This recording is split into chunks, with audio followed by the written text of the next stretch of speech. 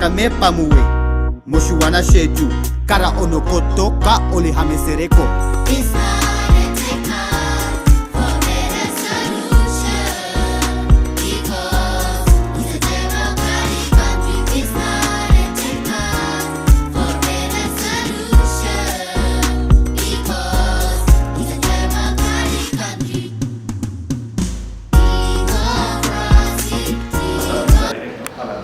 That is driving our operations, that we are talking about AC8 Anti-Corruption Act number 8 of 2003. It was gazetted in April 2005.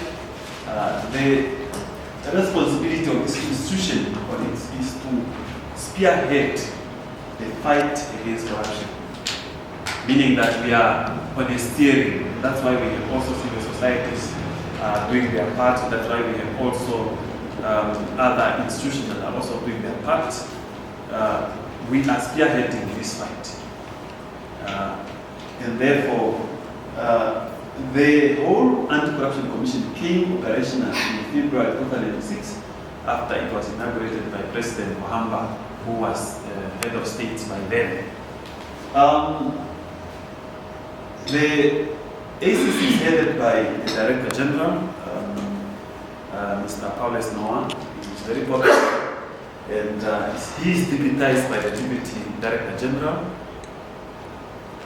What is the Deputy Director General of ACC? Advocate Irna van der Merwe. Many times when you go, the functions, very, very important. Our functions, colleagues, is to receive or initiate and investigate allegations of corrupt practices as defined in Chapter 4 of the Anti-Corruption Act. To receive, we are ready to receive for people to visit our offices, to call us and receive those allegations of corrupt practices. We can also able to initiate, somebody was talking about what is this ministry that is now having some controversies? Defense.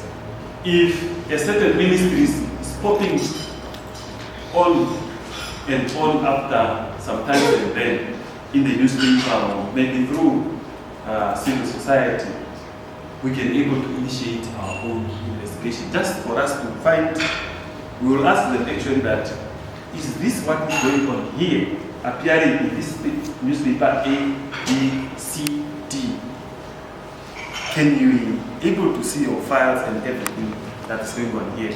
So we can able to initiate those allegations. One of our mandate and functions is also to consider whether an investigation is needed or not. We go there, that's why you see sometimes we clear.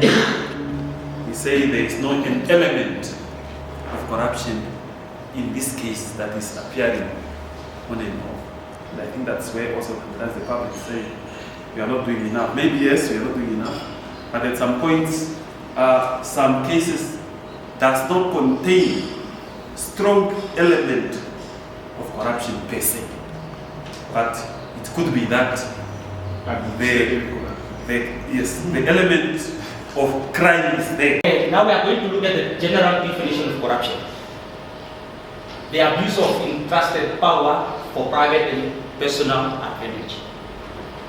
You are entrusted with the power, now you abuse this power for your own gain. Are we together?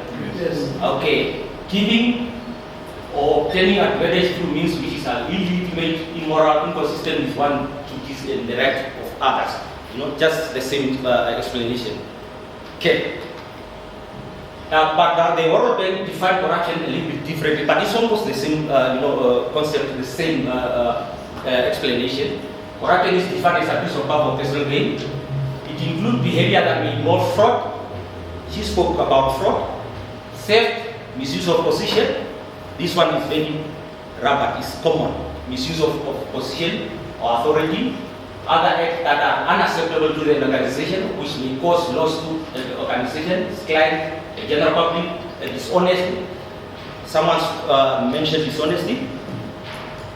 putting personal interests above of those people and ideas one has pledged to serve. Okay, there. I think this one is self-explanatory. These are the effect or the consequences or causes of corruption, and the effect, the impact. You can loss of employment leading to poverty, poor maintenance of infrastructure. Government cannot maintain our infrastructure because of corruption. Breakdown public order, social unrest. It happens in Rwanda and Burundi. People fought the government because of corruption. We don't want civil war. In South Africa, we don't want civil war in the country. Corruption can beat everything, can lead to everything. People can start the next morning and say, let's take the government. They start fighting, the government because of corruption. Okay, only those who can afford to pay bribe will benefit. People with money in the corrupt environment or situation, those with money can benefit because you can go to the clinic, you pay the pharmacist. The pharmacist will assist you quickly. The person without money will just queue up there until he or she dies. Low investment, reputation, and bad perception. Most of the time we rely on the investment from our partners. The investors who come to our country. But if they realize that the country is corrupt, they don't want to do business with the country. Meaning now our income will come down.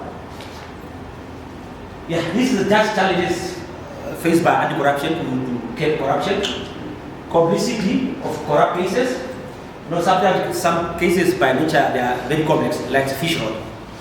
Sometimes to get witnesses, I think there's 300 and something or 400 witnesses. Now to locate these people to bring them to court so that they can testify is another issue. It's another hurdle you have to fight. And insufficient budget allocated to anti-corruption. The budget of ACC is not that sufficient. We all know that.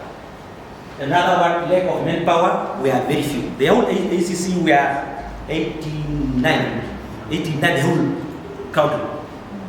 And imagine the way we have to save the whole country, all the 14 regions. Delayed trials, that one is because of the court. Because remember that my colleague Gola said we are just doing investigation, but the prosecution and the appearing in court is with different officers. Okay, culture of silence. People don't speak out against corruption.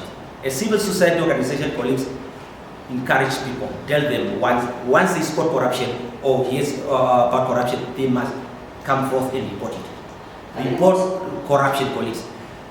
Kame pamuwe Moshuwana shetu Kara onokoto ka ole hamesereko It's not